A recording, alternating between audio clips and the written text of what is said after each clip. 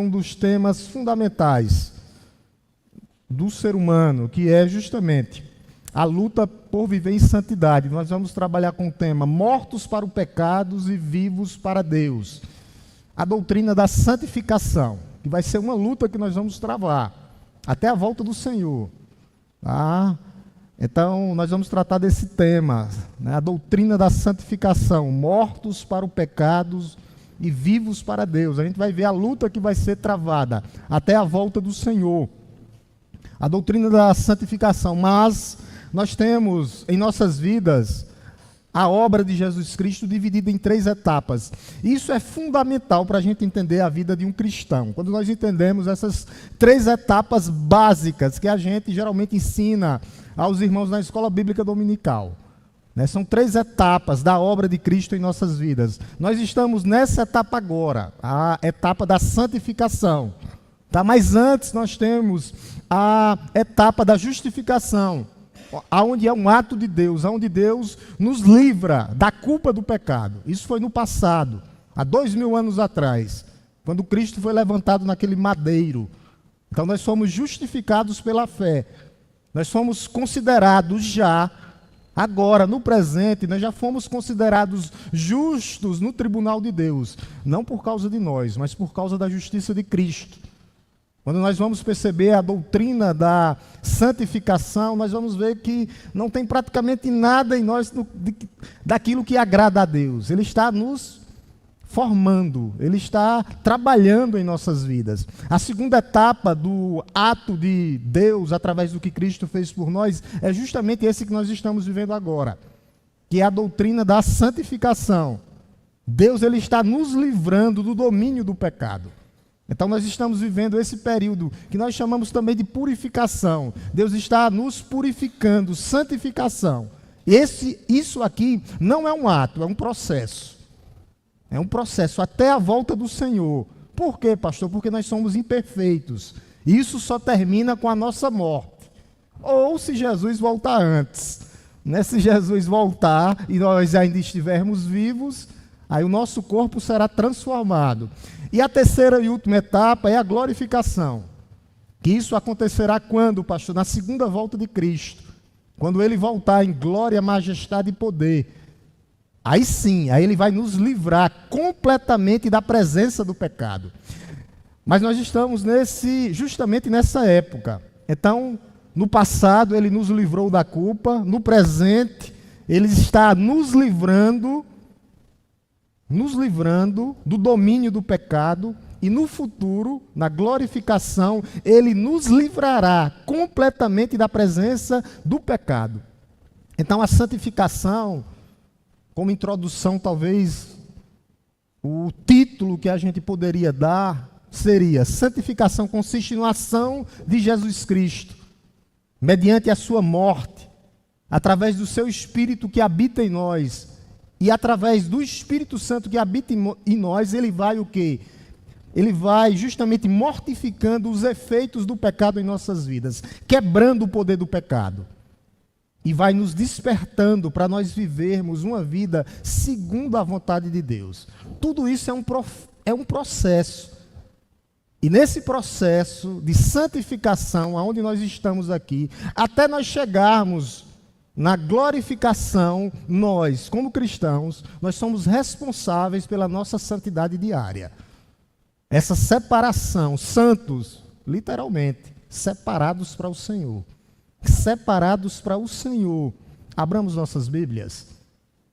Eu creio que é um dos textos que fala melhor sobre esse tema. Tá? A grande transformação. Mortos para os pecados, vivos para Deus. Tudo isso pela graça. Romanos 6, do 1 ao 14. Romanos 6, do 1 ao 14. Vai estar, aqueles que não têm Bíblia, vai estar exposto aqui no Data Show, que Deus possa falar ao seu coração nessa noite através da sua palavra. Romanos 6, do 1 ao 14. Eu gostaria de ler que os amados irmãos deixassem suas Bíblias abertas. Que minha intenção é que a palavra de Deus fale o seu coração. através dessa palavra. A palavra de Deus diz assim: que diremos então? Continuaremos no pecado para que a graça aumente ainda mais? De modo nenhum. Como viveremos ainda no pecado nós, que já morremos para ele? Ora, ou será que vocês ignoram que todos nós que fomos batizados em Cristo Jesus, fomos batizados na sua morte? Fomos sepultados com ele na morte pelo batismo? Para que, como Cristo foi ressuscitado dentre os mortos pela glória do Pai, assim também nós andemos em novidade de vida. Porque se fomos unidos com ele na semelhança da sua morte, certamente seremos também na semelhança da sua ressurreição. Sabendo isto, que nossa velha natureza foi crucificada com ele, para que o corpo do pecado seja destruído, e não sejamos mais escravos do pecado. Pois quem morreu está justificado do pecado. Ora, se já morremos com Cristo, cremos que também viveremos com ele. Sabemos que, havendo Cristo ressuscitado dentre os mortos, já não morre mais a morte. Já não morre a morte, já não tem domínio sobre ele. Pois quanto a ter morrido de uma vez para sempre, morreu para o pecado, mas quanto a viver, vive para Deus. Assim também, vocês considerem-se mortos para o pecado, mas vivos para Deus em Cristo Jesus. Portanto, não permita que o pecado reine em seu corpo mortal, fazendo com que vocês obedeçam às suas paixões. Também não ofereçam os seus membros do corpo ao pecado, como instrumentos de injustiça, mas como pessoas que passaram da morte para a vida. Ofereçam a si mesmos a Deus e ofereçam os seus membros a Deus como instrumentos de justiça, porque o pecado não terá domínio sobre vocês, pois vocês estão debaixo da lei. Não estão debaixo da lei, e sim da graça. Amém, meus amados irmãos? Curve sua cabeça, baixe sua fronte. Vamos orar novamente por iluminação e compreensão. Te louvamos, Deus Todo-Poderoso, Criador dos céus e da terra. Te bendizemos, ó Deus, gratos pela tua palavra. E que ela possa fazer morada nos nossos corações nessa noite, ó Deus. Ó Deus, que o Senhor possa nos iluminar nesse momento, para que nós possamos compreender a tua palavra, palavra que é revelada e inspirada, palavra do céu, palavra do alto, ó Deus. Mas que nesse momento a tua igreja, ó Deus, esteja com os corações quebrantados e contritos, ó Deus, para ouvir, ó Deus, a tua palavra. Fala, Senhor, aos nossos corações, através da tua palavra. Essa é nossa oração, ó Deus, no nome santo e poderoso de Jesus. Meus irmãos, a grande transformação, esse é o período que nós estamos, o período de santificação. E o apóstolo Paulo aqui vai ser bem claro que nós fomos mortos para os pecados, mas vivos para Deus. Essa epístola aos Romanos é considerada por muitos uma sistemática, justamente do Evangelho. É como se fosse um Evangelho todo sistematizado. Martinho Lutero chamou essa epístola aqui, aos Romanos, da mais pura expressão do Evangelho. Um dos pregadores e pais da igreja, chamado João Crisóstomo, meditava 3 vezes por semana essa epístola. 3 vezes por semana ele lia essa epístola. Por tão maravilhosa que é essa epístola, o Evangelho presente em todos os locais dessa epístola. E Paulo aborda uma das questões práticas e urgentes da vida cristã, que é o que, pastor? Graça versus santidade. Graça e santidade, santidade e graça. Quando a gente pega aqui, só para a gente pegar a título de contexto, quando você voltar um pouquinho aí, no capítulo 5, verso 20, eu quero que vocês prestem atenção no que era que Paulo estava falando. Ele diz assim, ó: a lei veio, capítulo 5, verso 20, tá? Só o contexto, para a gente pegar esse contexto aqui, para a gente entender. A lei veio para que aumentasse a ofensa, mas aonde abundou, aonde aumentou o pecado, aumentou muito mais a graça. O que era que Paulo estava falando aqui? Ele estava falando, em algumas versões tem, aonde abundou o pecado, superabundou a graça. Ou aonde aumentou o pecado, superaumentou a graça de Deus. Então, algumas pessoas, nesse período, poderiam se perguntar, bom, já que aonde há pecado, há maior graça ainda, então eu vou continuar pecando? A resposta é um sonoro não. Nós poderíamos pensar erradamente, né? Porque o apóstolo Paulo vai dizer isso. A lei veio para que aumentasse a ofensa, mas aonde aumentou o pecado, aumentou muito mais a graça. Então, aonde há pecado, há maior abundância de graça. E muitos libertinos queriam viver assim, uma vida dupla, né? Uma vida dupla, viver no pecado, porque lia justamente esse texto erradamente. E é interessante que o apóstolo Paulo ele dá um sonoro não, no versículo 2 do capítulo 6. Ele vai dizer, de modo nenhum. De modo nenhum, está aí na sua Bíblia. Ó, de modo nenhum. Claro que eu não posso viver assim. Então muitos poderiam se perguntar, e essa é a pergunta que nós temos que fazer, a natureza da pergunta que nós temos que fazer ao nosso coração. É essa a pergunta, nós temos que viver em santidade. O apóstolo Paulo já responde a pergunta que ele tinha feito. No versículo 1 ao 2, a gente vai ver justamente esse contraste da vida entre o cristão e o pecado. Ele vai trazer, o apóstolo Paulo, do verso 1 ao verso 2, ele vai trazer 3 perguntas retóricas, que ele já traz as respostas automaticamente de como nós temos que viver. Olha o que é que o apóstolo Paulo diz no verso 1 e verso 2. Ele diz, que diremos então? Continuaremos no pecado para que a graça aumente ainda mais? É uma pergunta, 2 perguntas seguidas. Ao verso 2 ele diz, a resposta de modo nenhum, exclamação. De forma nenhuma. Como viveremos ainda no pecado nós, que já morremos para ele, morremos para o pecado? É isso que o apóstolo Paulo diz. Então no verso 1, o apóstolo Paulo diz, como é que nós continuaremos a pecar? Nós vamos permanecer no pecado? A resposta é claro que não. O que ele está perguntando aqui é que não é que nós não vamos pecar, porque nós somos pecadores, mas pecadores lavados e remidos com o sangue do Cordeiro de Deus que tira o pecado do mundo. Mas é não viver na prática do pecado, é isso que o apóstolo Paulo está dizendo aqui. Não viver na prática daquele pecado de estimação, é isso que o apóstolo Paulo está dizendo. O apóstolo Paulo está combatendo a heresia dos libertinos do primeiro século, porque eles queriam viver da mesma forma, e o apóstolo Paulo diz não. Santificação é separação para Deus, separação do pecado, separação do mundo e separação das nossas inclinações e separação do inimigo das nossas almas.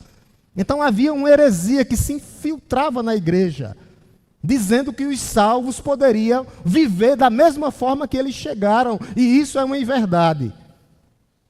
O pecado não pode ser um estilo de vida da igreja. Quem vive assim está vivendo não conforme a vontade de Deus. Por isso que o apóstolo Paulo responde no verso 2, de modo nenhum, não continuaremos no pecado, não continuaremos uma vida de pecado de modo nenhum, de modo nenhum. Geralmente, quando o apóstolo Paulo usa essa palavra de modo nenhum, é num contexto de indignação. O apóstolo Paulo está indignado. Não, vocês não podem viver na prática do pecado. E isso no grego é uma dupla negativa. É como se o apóstolo Paulo estivesse dizendo, nunca jamais, não permaneçam assim, porque isso não agrada a Deus. Que isso não volte a acontecer na sua vida. De modo nenhum, vocês não podem viver na prática do pecado. O que o apóstolo Paulo está dizendo aqui, que o crente, que ele vive na prática do pecado, no mesmo pecado, é uma contradição em termos de uma vida cristã que agrada a Deus. Ou o crente é separado, ou ele vive na escravidão do pecado, ou ele vive debaixo da coleira do pecado, sendo conduzido pelo pecado. E qual a maior certeza que eu sou cristão? É quando eu estou lutando contra mim mesmo, contra o meu pecado. Pode ter certeza, se você está lutando, se você está travando essa luta contra você mesmo, contra o seu pecado, isso mostra que você entendeu o Evangelho. Eu não estou falando de perfeição porque não existe. Eu já contei a história de MacArthur, né? Um pregador americano, que uma pessoa vai entrando na igreja dele e diz: só tem hipócrita nessa igreja.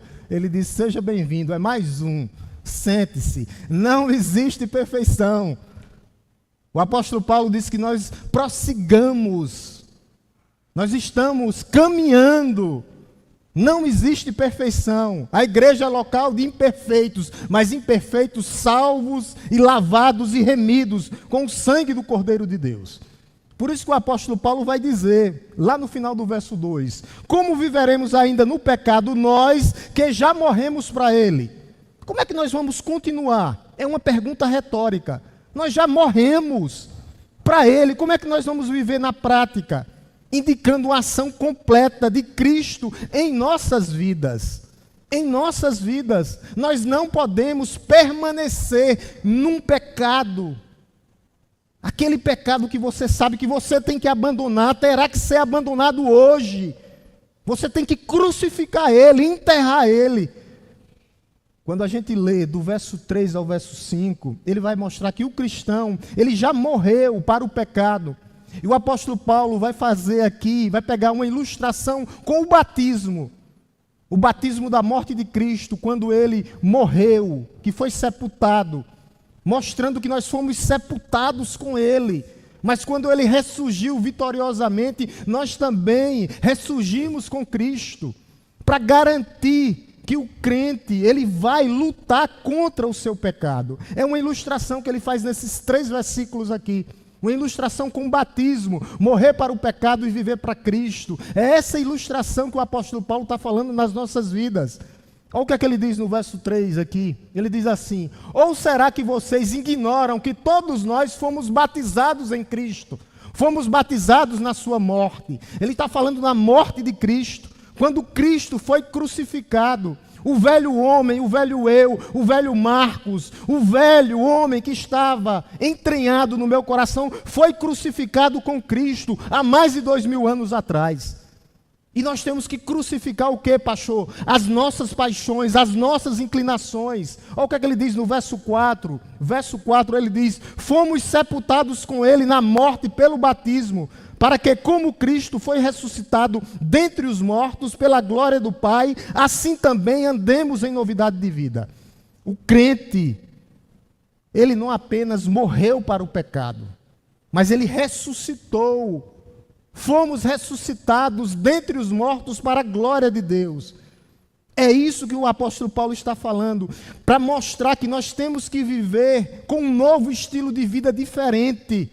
As pessoas têm que ver Cristo em nós, Cristo em mim, Cristo em nós, para que nós possamos verdadeiramente impactar Aripina, crucificados com Cristo, mas ressuscitados com Ele. É isso que o apóstolo Paulo está dizendo, e isso vai trazer uma mudança visível nas nossas vidas, no meu estilo de vida cristã.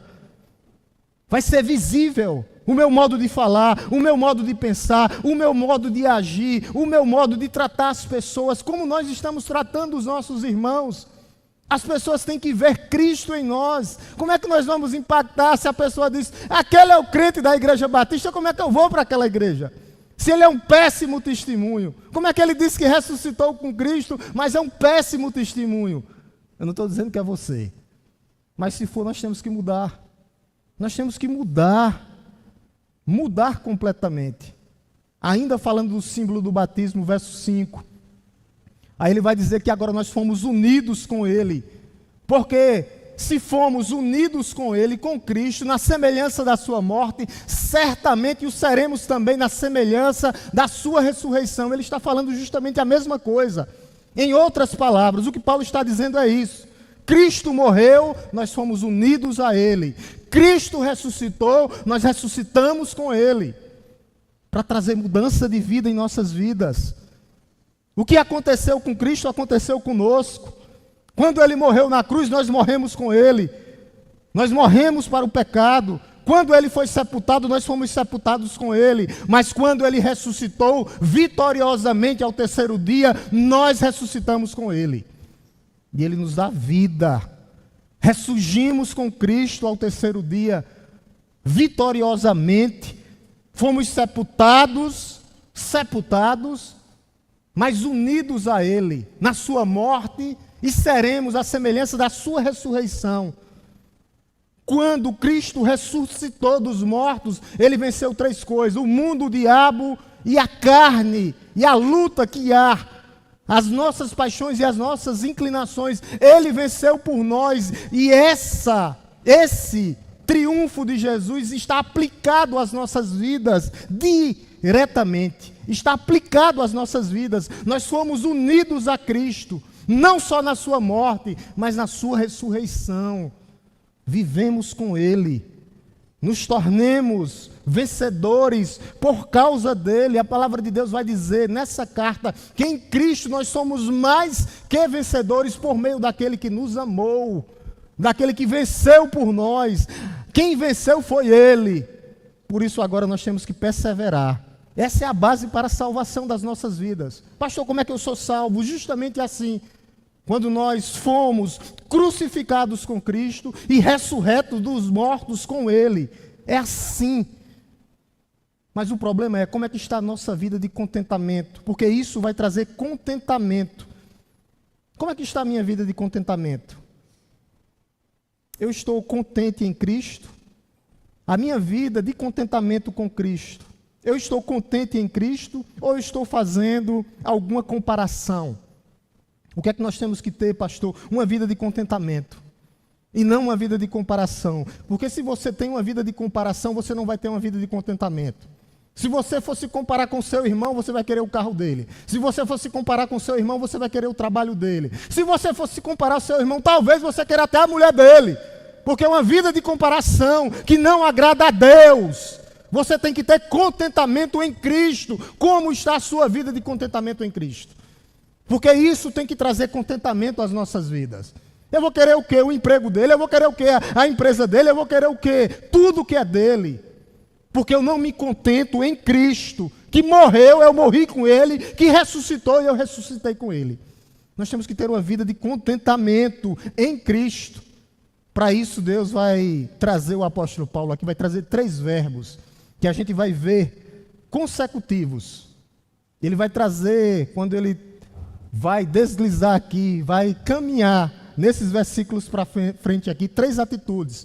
Ele vai falar que nós temos que saber. Ele vai falar que nós devemos considerar-se e oferecer-se a Deus. E a gente vai ver, oferecer ou se apresentar a Deus. São 3 atitudes que nós temos que tomar na nossa vida.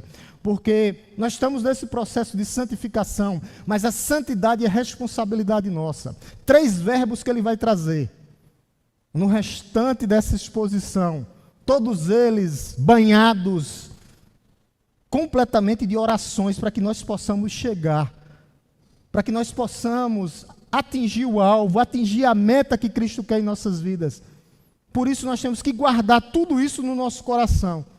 Se nós verdadeiramente morremos com Cristo, se verdadeiramente nós ressuscitamos com Cristo. Então, não é um fato, meus amados irmãos, eu gosto de falar isso, não é um fato de sentir. Eu não preciso sentir, eu preciso crer. Eu não preciso sentir porque Cristo morreu por mim. Cristo morreu por mim há 2000 anos atrás, então eu não preciso sentir. Não é uma questão emocional, o que eu preciso é crer, confiar no que essa palavra está falando. Não é uma questão de sentimento, não, mas é uma questão de fé, de crer em Jesus Cristo. Muitos crentes que nascem emocionais, eles vão morrer emocionalmente. Porque não estão alicerçados nessa palavra e qualquer vento de doutrina vão levar eles ou para frente ou para trás. Porque não tiveram acesso à palavra de Deus, vida. Tem pessoas que entendem da Bíblia, sabem cada versículo da Bíblia, mas não vivem a Bíblia. E isso é uma contradição. Saber, considerar, se oferecer. É assim. São hábitos que vão ter que ser criados e vidas que têm que ser justamente diariamente vivida. A nossa luta contra o pecado, meu amado irmão, vai continuar até a volta do Senhor. É algo que nós lutaremos até o último suspiro, até a última badalada. Tá? Começa com uma luta aqui. Jesus já venceu por nós, mas nós ainda estamos lutando contra esse domínio do pecado. Mas eu falei de 3 verbos. O primeiro ele diz aí, no verso 6 e 7, que nós precisamos saber. Olha o que é que ele diz no verso 6. Nós temos que saber isso aqui. Quando nós entendermos e colocarmos isso no nosso coração, nós vamos viver bem. Sabendo, o verbo saber, do verbo saber. Sabendo isto, que a nossa velha natureza foi crucificada, enterrada com Ele, para que o corpo do pecado seja destruído e não sejamos mais escravos do pecado. Nós temos que saber, o verbo é saber aqui, que essa velha natureza, esse velho homem, essa velha pessoa, esse velho Marcos, esse velho homem, essa velha mulher, ele foi crucificado com Cristo. Nós temos que saber quais as características do velho homem. Escravo, ele é escravo do seu pecado. O velho homem, o homem que vive segundo as suas paixões, ele é inimigo de Deus. Ele está, queira ou que não queira, moralmente corrompido e espiritualmente morto. Mas nós temos que saber que a nossa velha natureza já foi sepultada. O velho homem, o velho eu, ele vai dizer que esse corpo foi destruído, não é aniquilado, não. O que Jesus está dizendo aqui, que Paulo está dizendo aqui através da vida de Jesus, é que esse corpo ele é inoperante, ele não vai mais ter domínio sobre nós, as nossas paixões. Meus irmãos, deixa eu dizer uma coisa para vocês. Carne e sangue, esse tipo de corpo aqui, o pecado não entra no céu. Esse corpo aqui não herdará o reino dos céus. Não vai ser esse corpo aqui. O apóstolo Paulo, ele é claro, carne e sangue não herdará o reino dos céus. Por quê? Porque esse corpo aqui é corrupto. Ele ainda está sujeito à vaidade, ele ainda está sujeito ao orgulho. Por isso que o nosso corpo, ele vai ser o quê, pastor? Transformado. Transformado. Não me pergunte como, mas será igual ao corpo de Cristo. Não vai ser esse corpo corrompido que vai herdar o céu. Por isso que o nosso corpo vai ser o quê, pastor? Transformado, para que nós não sejamos mais escravos do pecado. Escravos do pecado. Para que não sejamos mais escravos do pecado. A sociedade romana sabia o que era escravidão. Havia mais de 1 milhão de escravos naquela época. Era uma realidade cotidiana. Escravo. O pecado aqui é apresentado como um feitor cruel, que mantém as pessoas debaixo do cativeiro, preso, amarrado, dominado. Existe escolha, pastor, para aquele que é escravo do pecado? Não. Não existe. Um escravo do pecado, um escravo das suas vontades, um escravo das suas vontades e do pecado, ele está sujeito a quem? Ao seu patrão. Quem é o seu patrão ali? O patrão dele. Escravos do pecado, é o patrão dele, do homem sem Deus, do homem sem Cristo. O patrão dele é o pecado, quem vai conduzir a vida dele é o pecado. Ele pode ter até momentos da graça comum de Cristo lançada sobre a vida dele, mas o patrão dele, o dono dele é o pecado, porque ele é escravo, ele está dominado, ele está algemado. É isso que ele está, escravo do pecado. Aqui está a diferença entre o crente, entre o cristão e o descrente, aquele que nunca vai crer. O patrão daquele que não é cristão é o pecado, cuja vida dele vai ser completamente satisfeita por quem, pastor? Pelo seu proprietário, pelo seu feitor, pelo seu dono. O cristão, diferentemente, não é escravo do pecado, porque ele tem um Senhor que dirige a sua vida, que é Cristo Jesus. Nós temos um Senhor, nós temos um dono, diferentemente daquele que é escravo, que tem um patrão, que tem um feitor que conduz a sua vida e a sua história. É diferente, por isso que nós temos que repensar na nossa vida. Quando a Bíblia fala da velha natureza, ele fala do velho homem. que foi crucificado com Cristo. Mas ele vai falar que aquele que morreu justificado está livre. É o que ele diz no verso 7. Verso 7. Pois quem morreu está justificado do pecado. Justificado aqui é livre da condenação. Aquele que foi justificado está livre da condenação. Na cruz do Calvário. Quando Cristo morreu por nós, a gente lembra dos outros versículos. Nós morremos com Ele. Quando Ele ressuscitou, pastor, nós ressuscitamos com Ele. E agora fomos justificados. Não temos mais o peso do pecado. Não temos mais um feitor, um dono e um patrão. Não, ao contrário, nós temos um Senhor que conduz a nossa vida e a nossa história. Quando a gente lê do verso 8 ao verso 10, a gente vai ver a garantia de Deus, que nós viveremos através de Cristo. Todas as garantias estão em Cristo. Olha o que é que ele diz no verso 8. Com essa parte aqui, a certeza da garantia que viveremos em Cristo. Verso 8. Ora, se já morremos com Cristo, cremos que também viveremos com Ele. Paulo agora vai se mover da experiência do passado. Se já morremos com Cristo, no passado, cremos, confiamos em Cristo, o recebemos como nosso Senhor e Salvador, e agora Ele nos conecta com o quê? Com o futuro. Cremos que também viveremos com Ele eternamente. Um dia nós estaremos face a face com Ele. É uma conexão direta para os jovens. Gosta de falar de conexão? Aqui é a conexão. Conectados com Ele. Do passado, se já morremos, no passado com Cristo, fomos enterrados. E cremos, temos que crer pela fé mediante, pela graça mediante a fé em Cristo. Que também viveremos com Ele. É uma conexão direta. E ele continua no verso 9. Sabemos que, havendo Cristo ressuscitado entre os mortos, já não morre a morte, já não tem domínio sobre ele. O que é que o apóstolo Paulo está dizendo aqui? Que Jesus venceu a morte, o último inimigo.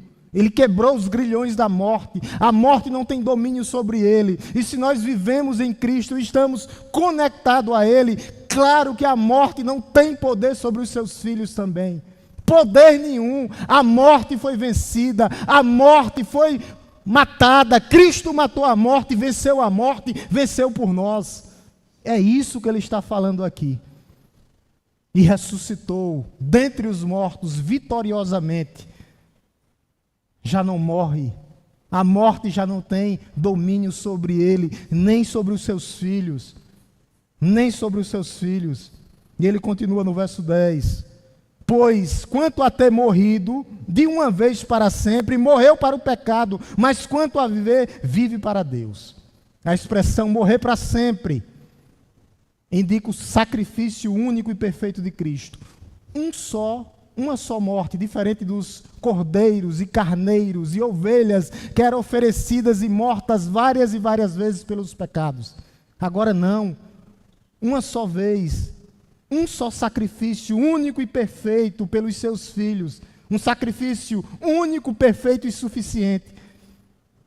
Por isso que Cristo não precisa mais morrer, não, Ele já morreu a nossa morte.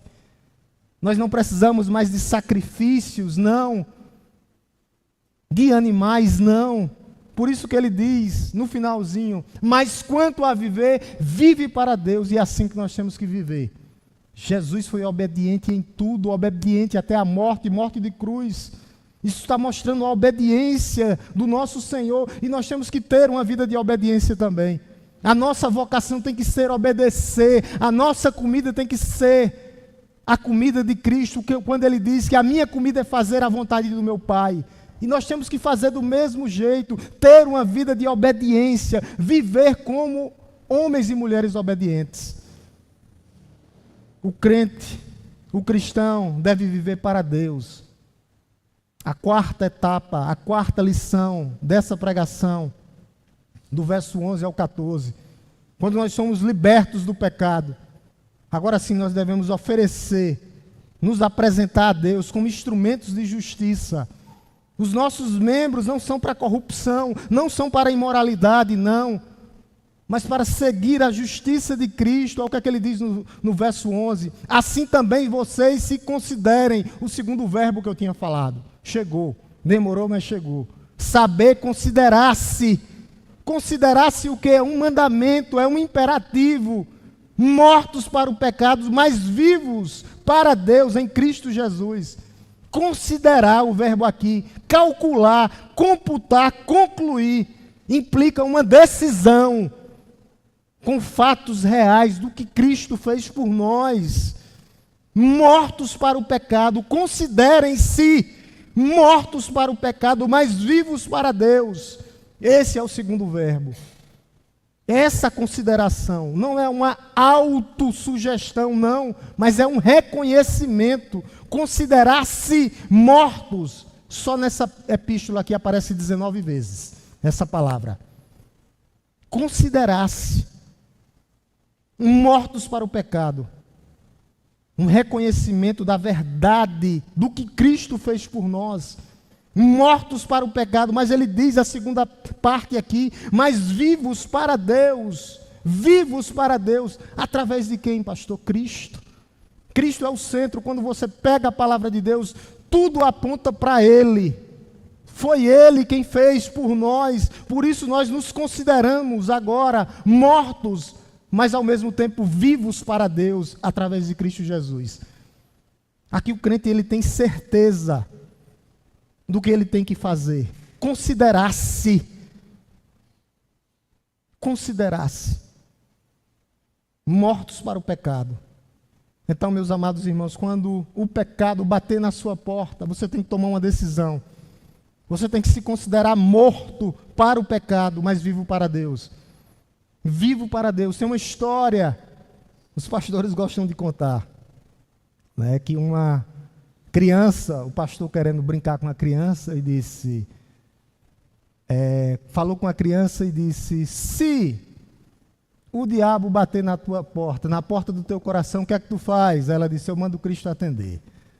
Se o pecado bater na porta do teu coração, já sabe o que é que tem que fazer. Faça que nem a criança. Mande Cristo atender. É Ele que direciona as nossas vidas. Porque nós estamos mortos para o pecado, nós temos que nos considerarmos mortos para o pecado. Considerai-vos, ou considerem-se, é um mandamento. Mortos para o pecado, mas vivos para Deus em Cristo. Aí ele continua no verso 12, portanto, não permita que o pecado reine no corpo mortal, fazendo com que vocês obedeçam às suas paixões. A pior coisa que Deus poderia fazer com o homem foi o que ele fez. E o que foi, pastor, que ele fez? Vocês querem viver assim? Eu vou entregar a vocês. Está lá no começo dessa carta, Romanos 1. Do 1 até a metade do 3. Ele entregou os homens às suas paixões. Entregou. E eles começaram a quê? Adorar os animais, os quadrúpedes, as aves do céu. Eles começaram a inverter a situação do homem. Começaram a se relacionar homem com homem, mulher com mulher, tudo quebrando a lei de Deus, porque Deus os entregou para eles viver de forma das suas paixões infames e imorais. Deus os entregou. Por isso que eles vivem assim. Entregou. Tem pastor que não quer pregar naquela parte lá. Estou nem aí. É o que a Bíblia diz.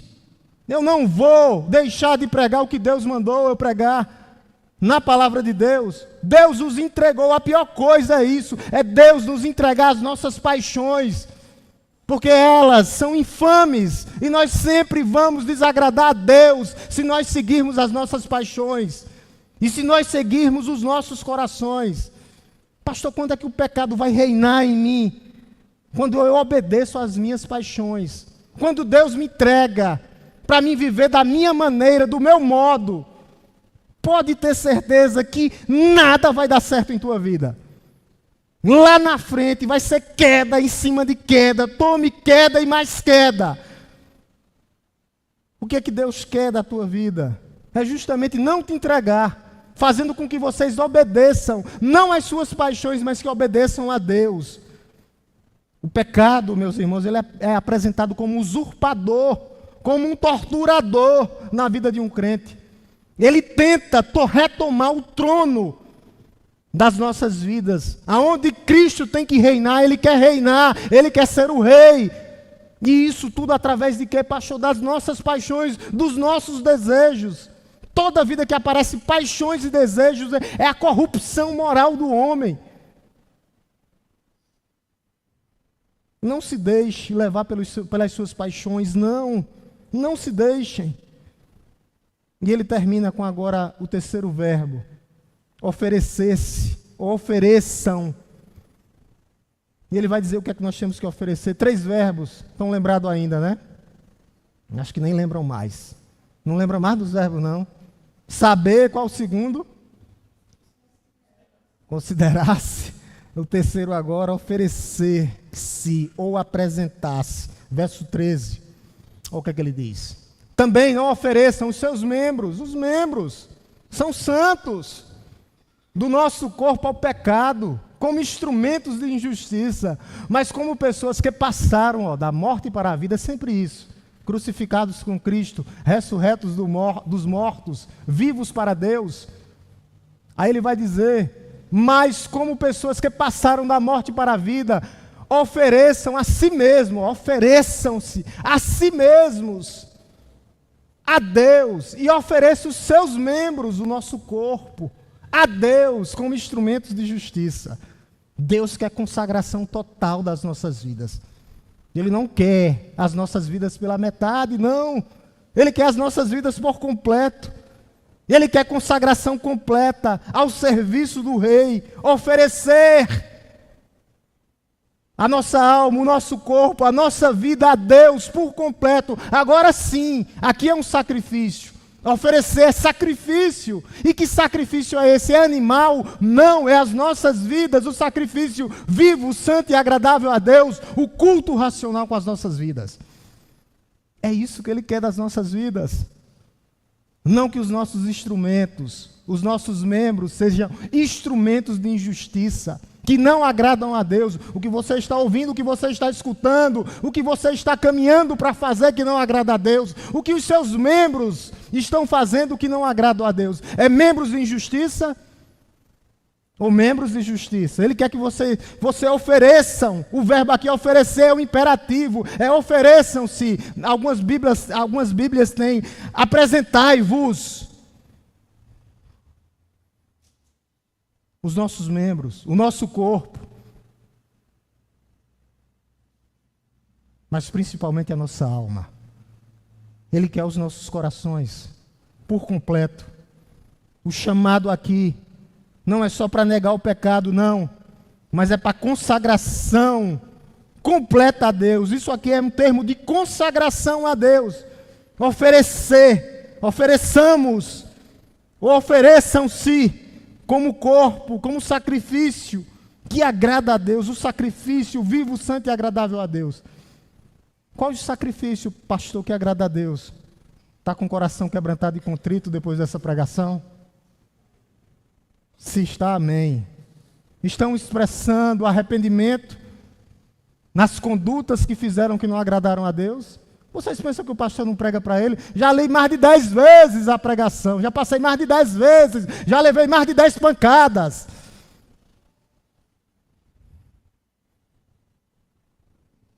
Coração quebrantado e contrito, expressão de arrependimento, busca sincera pela presença divina, espírito de adoração, espírito de louvor, espírito de obediência, amor na prática uns pelos outros.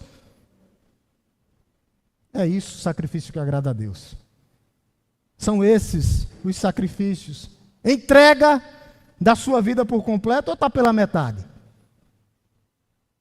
É fácil cantar tudo entregarei, né? É fácil cantar. Está entregando mesmo? Você pensa que é o seu dízimo? Ele quer seu coração.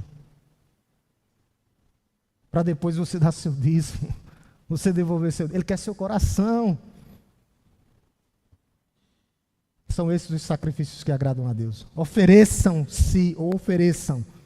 O imperativo não é apenas evitar o mal, não.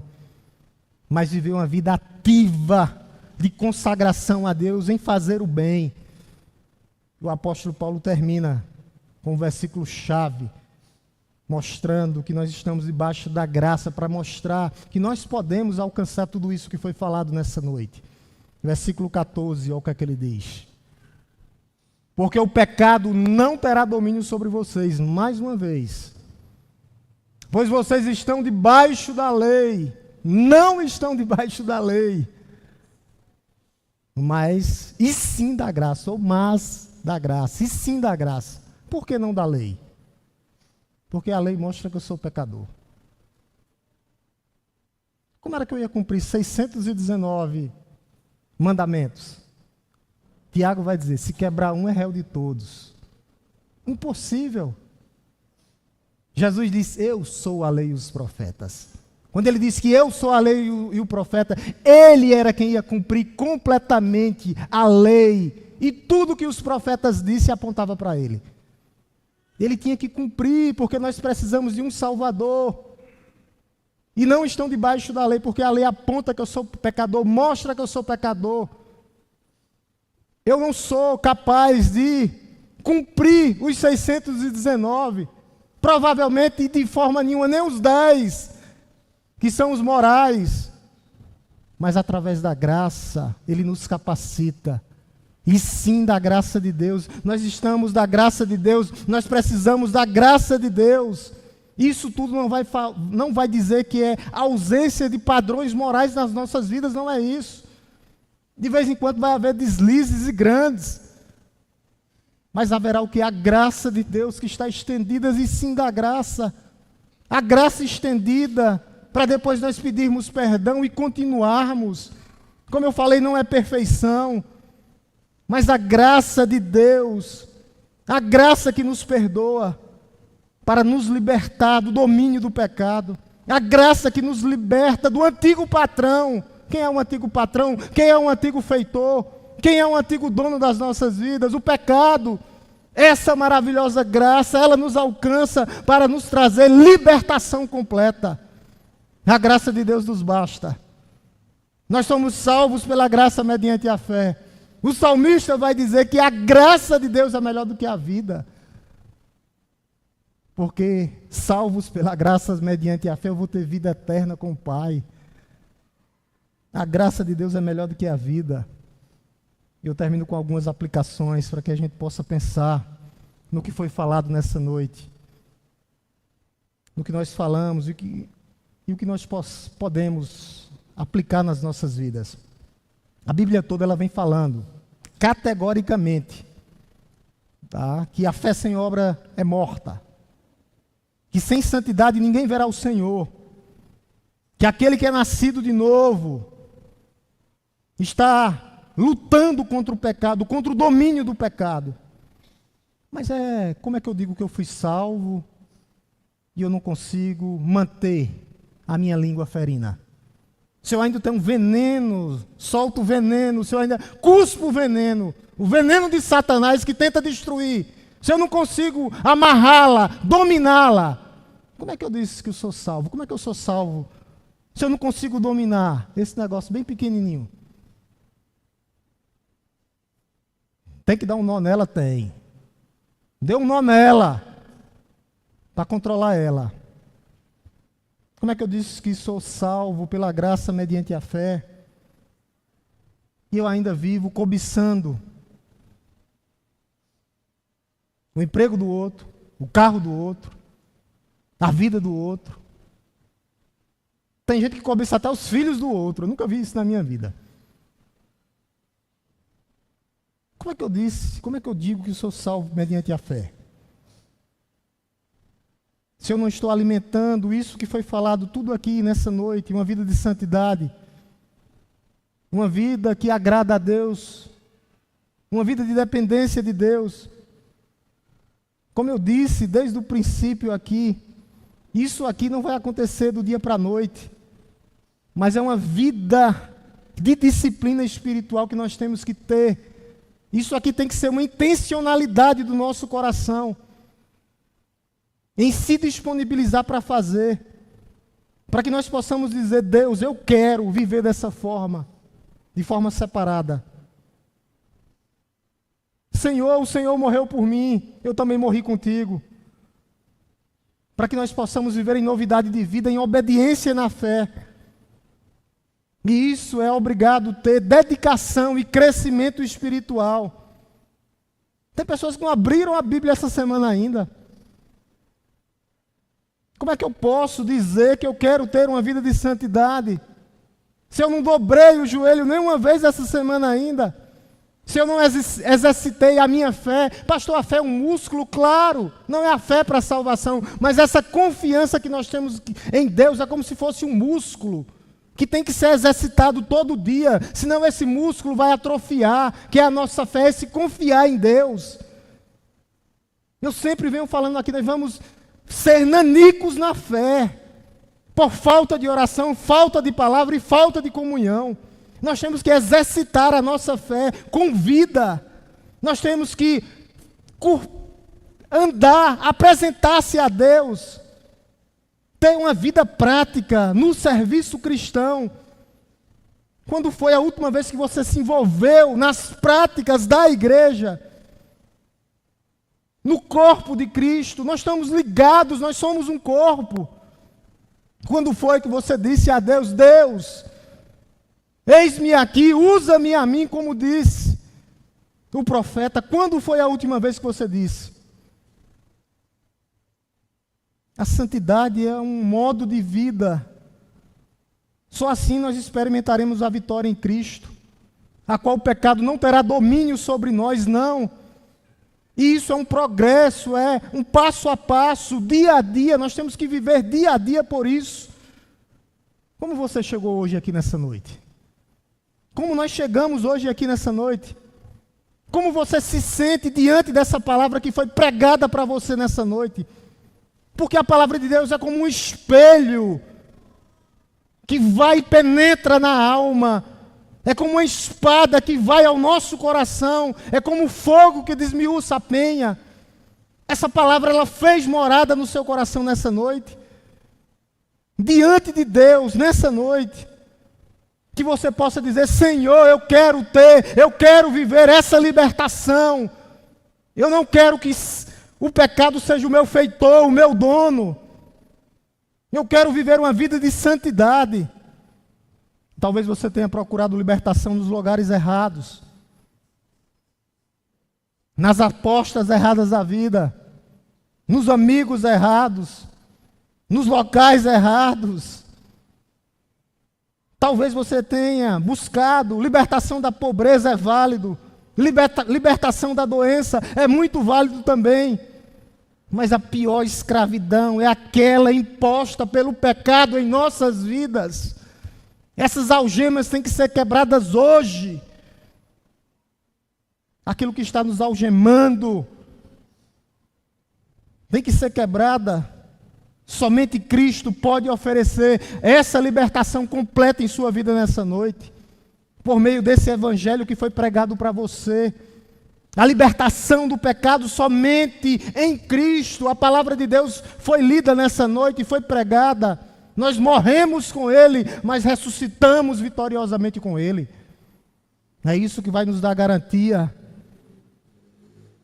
Por isso, todas as outras coisas pode ser um caminho para a escravidão. Tinha um irmão na igreja, já não está mais, eu posso contar, não vou dizer o nome mesmo, não é fofoca não, viu? Um irmão na igreja que ele gostava e estava perdendo o foco, e ele estava virando um escravo. Era um hobby. Bater uma bolinha, jogar uma bolinha no domingo. Só que, a partir desse momento, desse bater a bola, ele já não estava vindo mais para a escola bíblica dominical. Na quarta-feira começou a ter um bate-bola à noite também, perdi o culto de doutrina, e à noite tinha o jogo do Flamengo. Aí pronto. Isso aí começou o quê? Escravizar a vida dele. Um hobby que se tornou uma escravidão. Então a gente tem que ter cuidado com o mínimo detalhe. Com os detalhes. Se está lhe afastando da casa de Deus, se está lhe afastando da comunhão, pode se tornar uma escravidão. Um simples hobby que se tornou uma escravidão. Pela graça de Deus ele retornou, ele entendeu que ele estava se tornando um escravo. Porque ele não tinha tempo mais para as coisas de Deus.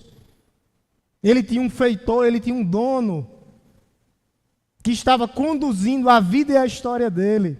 Cristo pode quebrar todas essas algemas, todas elas, todas essas cadeias.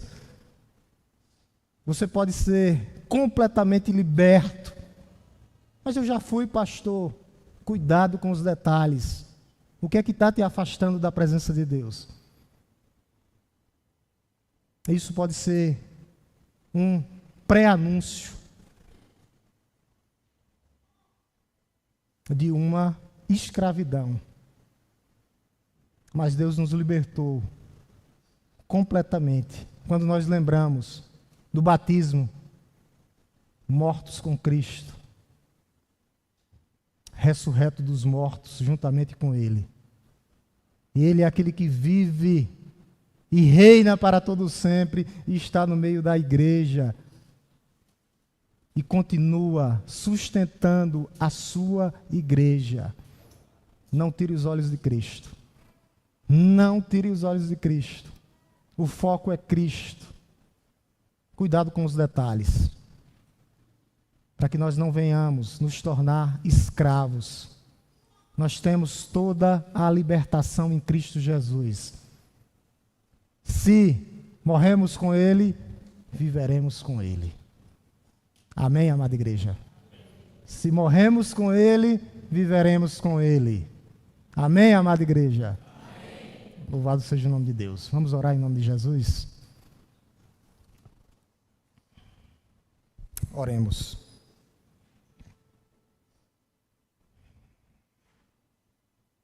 Te louvamos, Deus Todo-Poderoso, Criador dos céus e da terra. Te bendizemos e te agradecemos, ó Deus, por mais uma noite, por estarmos na Tua casa. Casa de oração, casa de adoração. Casa, ó Deus, onde nós nos reunimos como Teu povo que te chama pelo Teu nome. E nós te rendemos graça, ó Deus, porque nós fomos libertos da escravidão do pecado. O que nós temos que ter hoje, ó Deus, é uma vida de santidade. E a nossa luta, ó Deus, começa contra nós mesmos. Porque é nós que quebramos a Tua lei, é nós que ofendemos a Tua santidade com os nossos pecados. É nós que erramos o alvo, ó Deus. O pecado é errar o alvo, é a quebra da lei.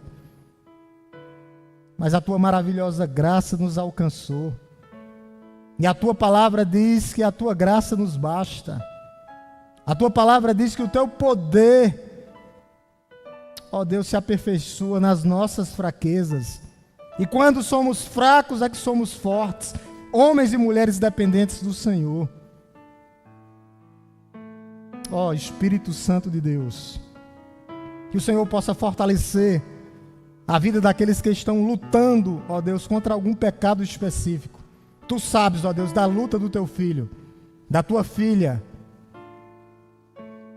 E nós cremos, ó Deus, que o Senhor vai libertar completamente, porque a Tua palavra nos mostra aqui que é um processo. E às vezes esse processo é doloroso, vai doer na alma. Mas o Senhor está nos preparando, ó Deus. A Tua palavra nos diz, ó Deus, que passaremos por tribulação, mas a tribulação produz, ó Deus, experiência. E a experiência, perseverança. E a perseverança, ó Deus, esperança. E esperança na Bíblia é certeza, ó Deus. Que o Senhor começou a boa obra em nossas vidas. E que o Senhor vai finalizar até o dia do Senhor. E nós te rendemos graças, ó Deus, nessa noite. Pela Tua maravilhosa graça que nos alcançou. Que o Senhor possa ir de encontro, ó Deus, com aqueles corações que nos visitam nessa noite, pela primeira, segunda, terceira, quarta vez, eu não sei, ó Deus. Que o Teu Santo Espírito, ó Deus, sopre nesses corações, E nós cremos, ó Deus, no poder do Espírito Santo de Deus. Dínamos para restaurar vidas, para convencer o homem do pecado, da justiça e do juízo. Para aqueles que estão, ó Deus, passando por algum tipo de dificuldade física, espiritual ou mental, que o Senhor possa, ó Deus, ir de encontro a eles, curando, sarando, restaurando, mas que nessa noite, ó Deus, o Senhor traga a restauração principal das nossas vidas, que é a restauração da nossa alma. Ó Deus, aqueles que estão com a alma abatida, aqueles que estão cansados, sobrecarregados, que eles possam, ó Deus, lançar sobre Ti todos os seus fardos, porque a Tua palavra diz, ó Deus, que o Teu fardo não é pesado, que o Teu fardo é leve, que o Teu fardo é suave, o Teu jugo, ó Deus, é leve e suave. E nós cremos, ó Deus, no Teu agir na vida do Teu povo. Ó Espírito Santo de Deus, que o Senhor faça morada, ó Deus, na vida daqueles que não Te conhecem nessa noite. Para que aconteça, ó Deus, o maior de todos os milagres, que é a salvação do homem, ó Deus. É o único momento, ó Deus, que diz na Tua palavra que o céu fica em festa. É na conversão de um homem, de uma mulher, ó Deus, quando o Senhor age através do Teu Santo Espírito. E nós Te pedimos nessa noite, ó Espírito Santo de Deus, que o Senhor vá de encontro, ó Deus, com essas vidas, ó Deus, convencendo-os, ó Deus, transformando, ó Deus, mudando o coração de pedra e transformando em um coração receptivo, um coração de carne que recebe a Tua palavra, que ela penetre e que faça morada.